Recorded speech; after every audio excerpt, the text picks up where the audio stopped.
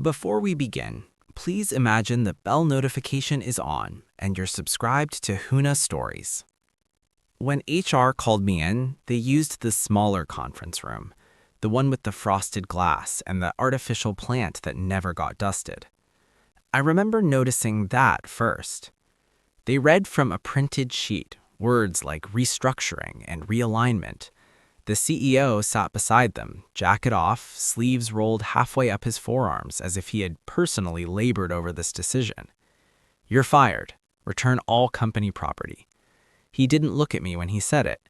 He leaned back instead, laced his fingers across his stomach, and added almost lazily, "You're replaceable."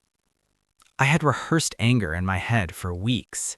The late-night revisions to contracts, the way my budget approvals began to stall, the quiet reassignment of people who used to report directly to me. I knew this meeting was coming, but when it arrived, I felt still. I placed my laptop on the table, my badge, the access card. Then I reached into my coat pocket and set down 12 small brass keys. They made a heavier sound than I expected, a short metallic scatter across the polished wood. HR paused mid-sentence. The CEO glanced at them briefly. He assumed symbolism, a dramatic gesture from a man trying to salvage pride. He smirked. "Security will escort you out," he said. I nodded. No speech, no reminder of what those keys opened. If he didn't know, that was already information. In the elevator, I felt the first wave of something close to grief. Not for the job, for the years, for the trust I'd extended in good faith. For 7 years, I had built operational infrastructure for the company's expansion into secondary properties, warehouses, overflow office spaces, secured storage for proprietary hardware. None of it glamorous, all of it necessary. Most of the agreements were structured through personal authorization. I was the signatory. I handled negotiations directly with landlords who preferred dealing with one consistent face instead of rotating executives. It wasn't power, it was continuity. And continuity is invisible until it disappears.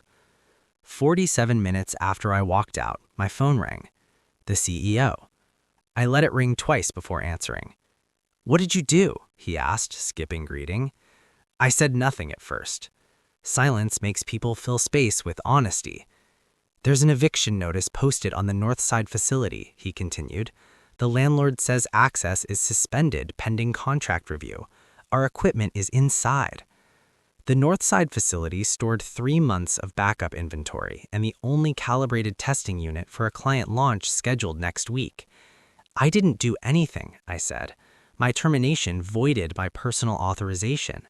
The landlord's agreements require the original signatory for temporary transfer of access." "That's ridiculous. We own the lease." "You lease the space," I corrected gently. "The operational writer was attached to me as facilities director. It specifies continuity through my authorization." On the other end, I heard movement, a door closing. His voice dropped. "Fix it." There it was. Not anger now. Urgency.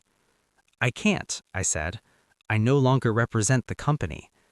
The pause stretched longer than any raised voice could have. By mid-afternoon, I received a formal email from the board chair requesting a meeting.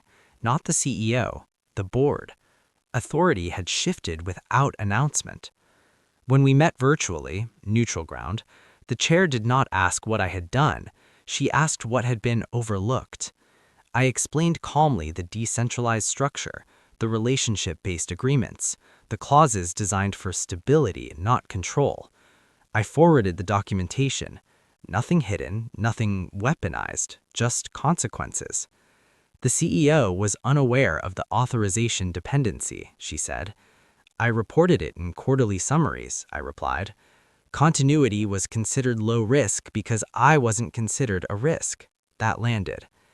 There was no drama in the conversation, no threats, just an uncomfortable recognition that corporate language like replaceable sounds efficient until systems disagree. The board asked what would be required to restore temporary access.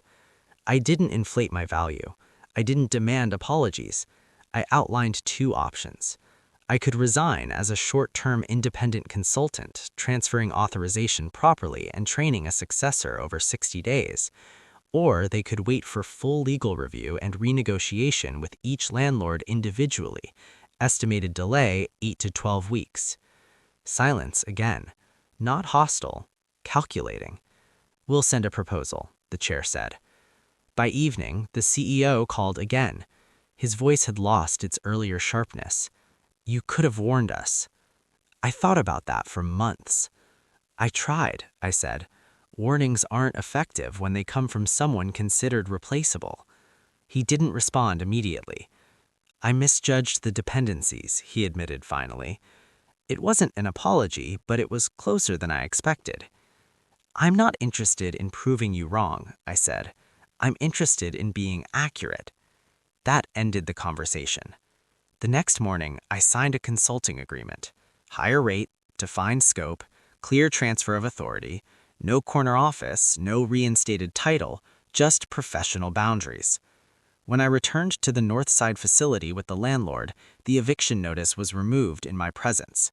The calibrated unit was inspected, access restored. No applause, no spectacle. Inside the company, there were quiet ripples. The board instituted a review of executive termination procedures tied to operational continuity. The phrase key person dependency appeared in internal memos for the first time. The CEO stopped using the word replaceable in meetings. I know because a former colleague told me. I never asked for public correction. It wasn't necessary. People assume power reversals are loud. They imagine humiliation or dramatic apologies. In reality, it felt administrative. Paperwork adjusted, authority clarified, systems rebalanced. I didn't win anything. I didn't destroy anything either. I left 63 days later after transferring every authorization properly.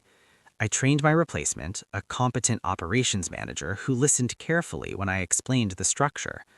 On my final day as a consultant, I handed over a single master key. Document signed. No smirk this time. As I walked out, there was no escort, no tension, just an understanding that resilience doesn't need spectacle. Sometimes it's simply the refusal to argue when you already know the structure will speak.